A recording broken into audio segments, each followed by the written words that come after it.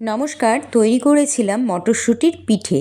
আচ্ছা, মটরশুঁটি দিয়ে তো কচুরি হয়, তরকারিতে মটরশুঁটি দেওয়া হয়, কিন্তু পিঠে রেসিপিটা কেউ কি কখনো খেয়ে দেখেছেন?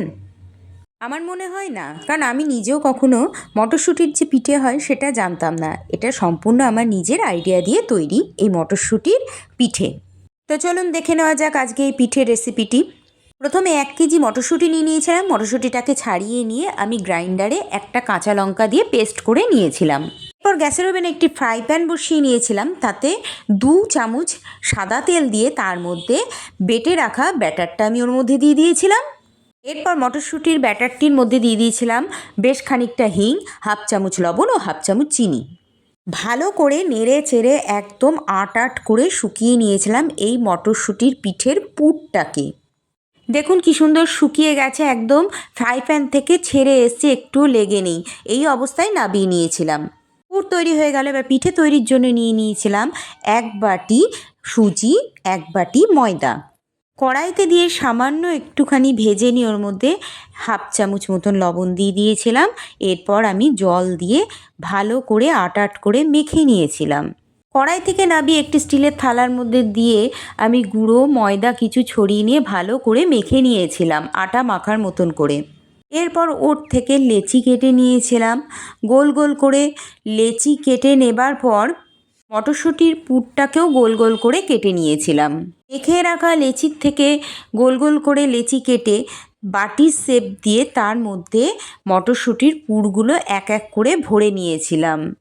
এরপর ওতে পুর ভরে নেওয়া হয়ে গেলে পরে আমি গোল গোল করে বলের শেপ দিয়ে নিয়েছিলাম। তারপর হাতের তালুর সাহায্যে 2 হাত দিয়ে চ্যাপ্টা করে গোল রুটির শেপ দিয়ে নিয়েছিলাম। অনেকটা চাঁদের মতন করে গোল গোল শেপে তৈরি করে নিয়েছিলাম। এটা আপনারা আপনাদের মনের মতন অন্য শেপ দিয়েও বানাতে পারেন। দেখুন আমি কিভাবে গোল গোল করে এই পিঠেগুলোর আকার দিয়েছিলাম। এই পিঠেগুলো অনায়াসে হাতেই তৈরি করে নেওয়া যায়, এর জন্য বেলান চাকির ব্যবহার না করলেও চলবে। প্রথমে মণ্ডটার থেকে আমি লেচি কেটে নিয়েছিলাম, তারপরে গোল গোল করে শেপে বলের আকার দিয়ে নিয়েছিলাম। এরপর বাটির শেপ দিয়ে ওর মধ্যে এক এক করে মটরশুঁটি পুরগুলোকে ঢুকিয়ে নিয়ে আবার গোল গোল করে শেপ দিয়ে আমি হাতের তালুর সাহায্যে দেখুন কিভাবে আমি চ্যাপ্টা চ্যাপ্টা করে নিয়েছিলাম। ঠিক এইভাবেই আকার দিয়ে আপনারাও করলে পিঠেগুলো বেশ সুন্দর হবে খেতে।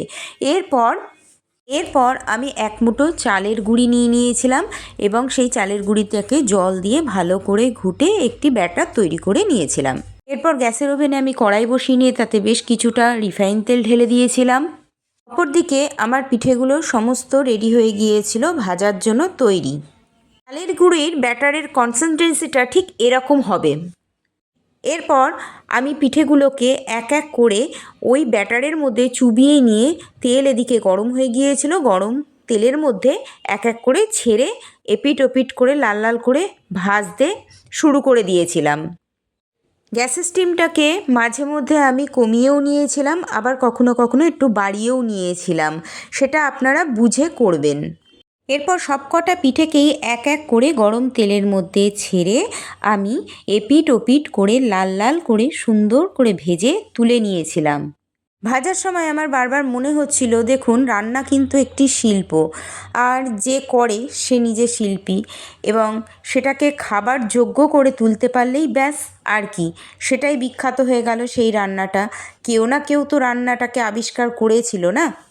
সেরকমই আজকে আমি এই মটরশুঁটির পিঠেটাকেও আবিষ্কার করে ফেললাম নিজের মন থেকে। তো যাই হোক, আমার এই মটরশুঁটির পিঠে তৈরি হয়ে গেল। দেখুন কি সুন্দর দেখতে হয়েছে। হ্যাঁ, দেখতে যতটা সুন্দর হয়েছে এই পিঠেগুলো, খেতেও কিন্তু দুর্দান্ত হয়েছিল। আমি মুখে বলছি, যতটা শুনে আপনাদের ভালো লাগবে তার থেকে বাড়িতে তৈরি করে খেয়ে দেখলেই বরং ভালো হয় আর কি। একটা পিঠেকে আমি কেটে দেখিয়ে দিলাম, এরপর আমার মেয়েকে খেতে দিলাম। এবার তার রিভিউটা শুনুন।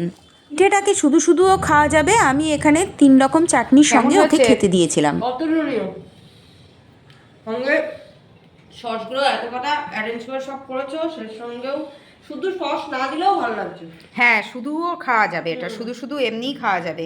তো মটরশুঁটির পিঠে ভালো হয়েছে? দারুণ, অসাধারণ।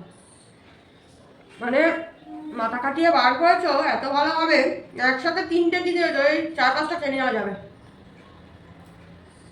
তুমি এত সুন্দর সুন্দর রান্না বাড়িতে করো, লোকে একে তো রান্না করে না, আর তার মধ্যে তুমি এত সুন্দর সুন্দর সব রান্না করছো, ফাস্টফুড আইটেমগুলো হেলদিও হচ্ছে, টেস্টিও হচ্ছে, দারুণ এক কথায়, মানে অসাধারণ, ফ্যান্টাস্টিক। আপনারাও বাড়িতে তৈরি করে ফেলুন এই অসাধারণ দুর্দান্ত স্বাদের মটরশুঁটি পিঠে।